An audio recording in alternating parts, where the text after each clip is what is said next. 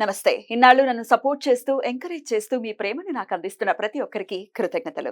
అలాగే ఈ వీడియో కూడా ఖచ్చితంగా మీకు ఉపయోగపడుతుంది. లైక్, షేర్ అండ్ సబ్స్క్రైబ్ చేసి మీ సపోర్ట్‌ని నాకు అందించండి. అలాగే ఈ వీడియో పట్ల మీకున్న అభిప్రాయాన్ని కామెంట్ సెక్షన్‌లో కామెంట్ చేసి తెలియజేయండి.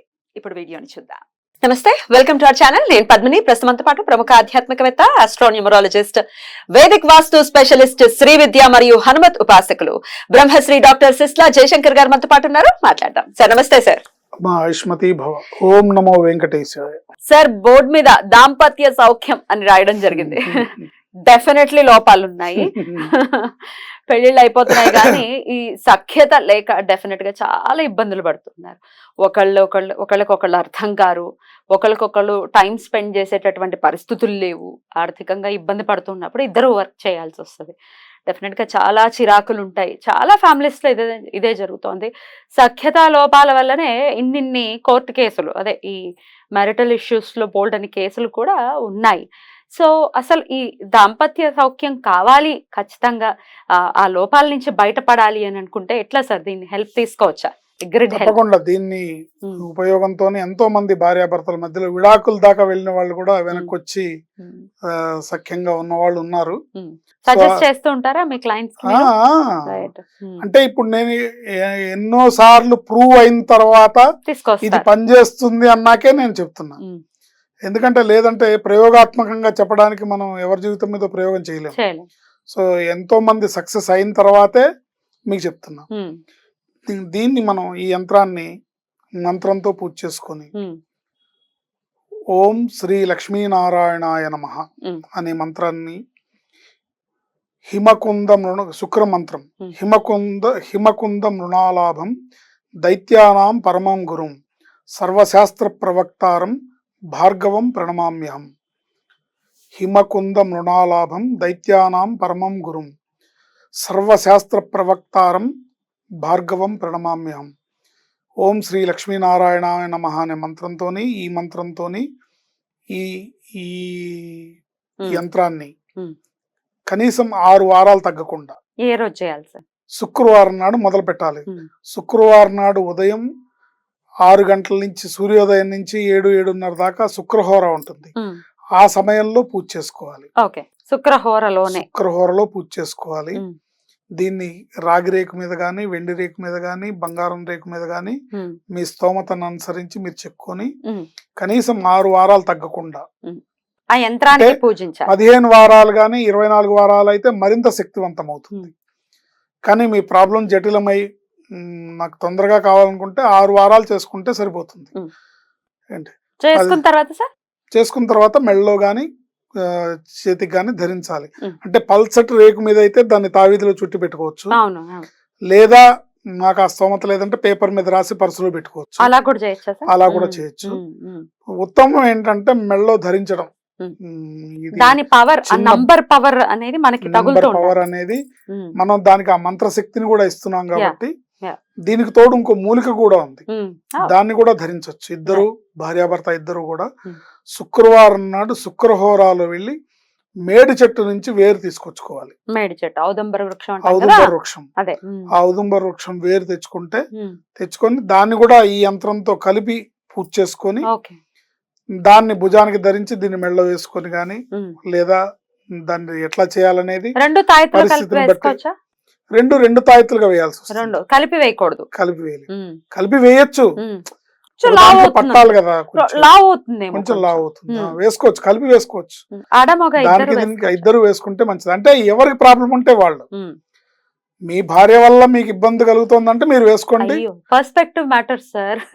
ఎవరు ఒప్పుకోరు కదా, ఇదిగో నా వల్లే నీకు ఇబ్బంది అని. ఒప్పుకోరు, కానీ ఎవరు బాధితులు ఉంటారు కదా, మీ బాధ మీకు తెలుసు కదా. ఇద్దరు బాధితులు అయినప్పుడు ఇద్దరు వేసుకోవచ్చు. ఇద్దరులో ఒక ఆయన నాకేం పర్లేదు, నేను హ్యాపీగా ఉన్నాను అని, కానీ భార్య మటుకు మా వారు నన్ను ఆదరిస్తే బాగుంటుంది, మా వారు నన్ను కాస్త ప్రేమగా చూస్తే బాగుంటుంది.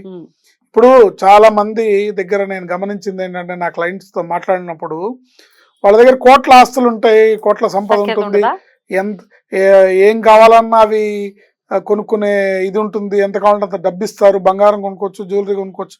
కానీ ఒక బర్త్డే రోజు తనంతట తానుగా వెళ్ళి ఒక చీర కొనిచ్చి, ఈ చీర నీకు బాగుంటుంది, నువ్వు కట్టుకో, అట్లాంటివి ఏమి ఉండవా? అది లేక బాధపడే వాళ్ళు చాలా మంది ఉన్నారు. ఈ డ్రెస్ అన్నీ నీకు బాగుంటుంది ఉన్నాయి. నువ్వు వేసుకో, అన్ని ఈ ఉన్నాయి. ఈ నెక్లెస్ నీకు బాగుంటుంది వేసుకో ఉమ్. అనేవాళ్ళు లేరు. అసలు డేట్ ఆఫ్ బర్త్, భార్యల డేట్ ఆఫ్ బర్త్లు గుర్తు పెట్టుకునే భర్తలు చాలా తక్కువైపోయారు. ఏంటి, భర్తల డేట్ ఆఫ్ బర్త్లు గుర్తు పెట్టుకునే భార్యలు కూడా తగ్గిపోయారు. మన హైందవ సంస్కృతి భార్యాభర్తల బాంధవ్యం మీద, ఈ దంపతుల యొక్క అనురాగం మీద, దాంపత్య జీవితం, ఈ మన వైవాహిక వ్యవస్థ అనేది చాలా శ్రేష్టమైనది.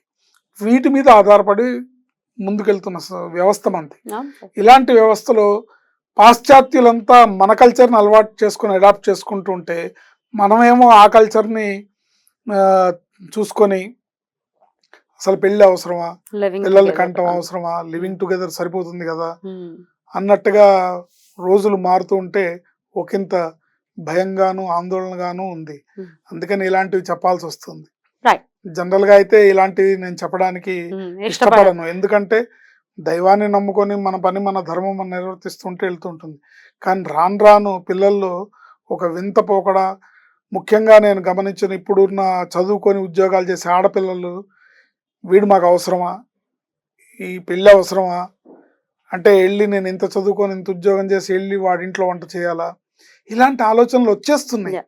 అంటే ఎన్నో ఏళ్లుగా స్త్రీ బాధింపబడింది, ఆ బాధలోంచి ఆ దుఃఖంలోంచి మారుతూ వచ్చిన పర్యవసానం వల్ల ఏర్పడిన మానసిక స్థితి అది.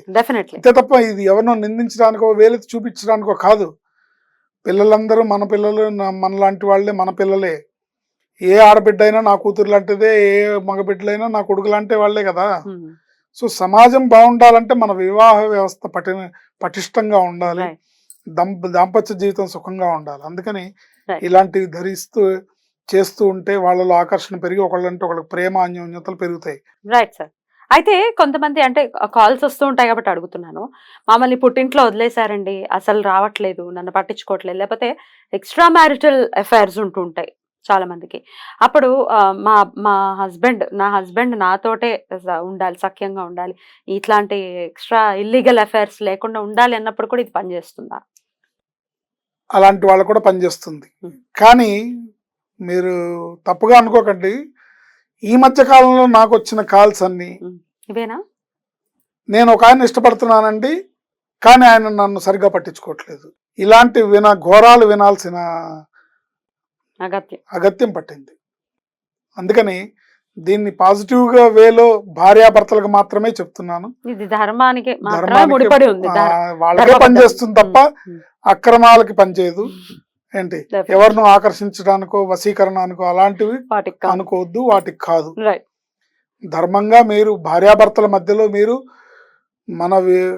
ధర్మంగా మీరు అగ్ని సాక్షిగా ఏంటి ఒకటై మీ మెళ్ళలో 3 ముళ్ళు పడి మీరు దాంపత్య జీవితంలో ఉండి మీకున్న లోపాలకి ఇది పనిచేస్తుంది తప్ప ఇంకా అన్యదా పనిచేయదు, ఇతరులకి పనిచేయదు. ఒక క్లిష్టమైన ప్రశ్న అడగనా?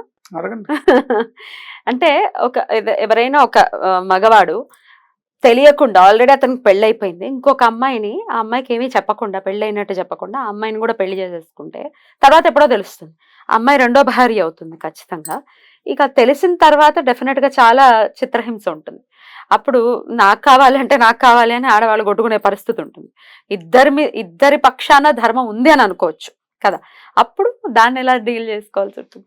అంటే ఈ అమ్మాయిది తప్పు లేదుగా, తెలియదు, తెలియనప్పుడు ఈ అమ్మాయి పాటిస్తే ఈ అమ్మాయి కూడా సమానమైన హక్కులతో ముందుకెళ్లే అవకాశం ఉంటుంది. కానీ మీరన్న ప్రశ్న అంటే ఒకప్పుడు స్త్రీ అలాంటి బాధలు పడింది కాబట్టి ఇవాళ మగవాడు ఎంత దౌర్బల్యాన్ని అనుభవిస్తున్నాడంటే ఉన్న పిల్లానే సాటిస్ఫై చేయలేని పరిస్థితి చాలా మంది మగవాళ్ళకి ఏర్పడింది.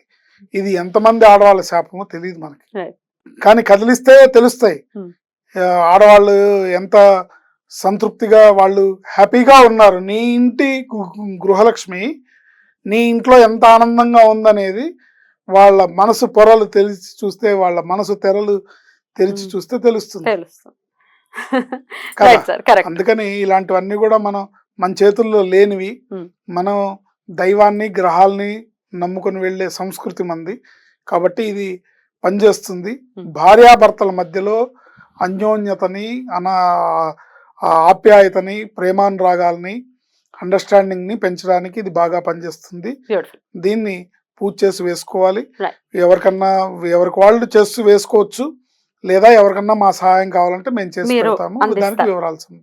తప్పకుండా సార్ కూడా అందిస్తాను అని అంటున్నారు కాబట్టి కనిపిస్తున్నటువంటి నంబర్స్ కి కాల్ చేసి అయినటువంటి ప్రత్యామ్నాయాన్ని పరిహార రూపంలో తెలియజేశారు. కృతజ్ఞతలు సార్. నమస్తే. ఆయుష్మతి.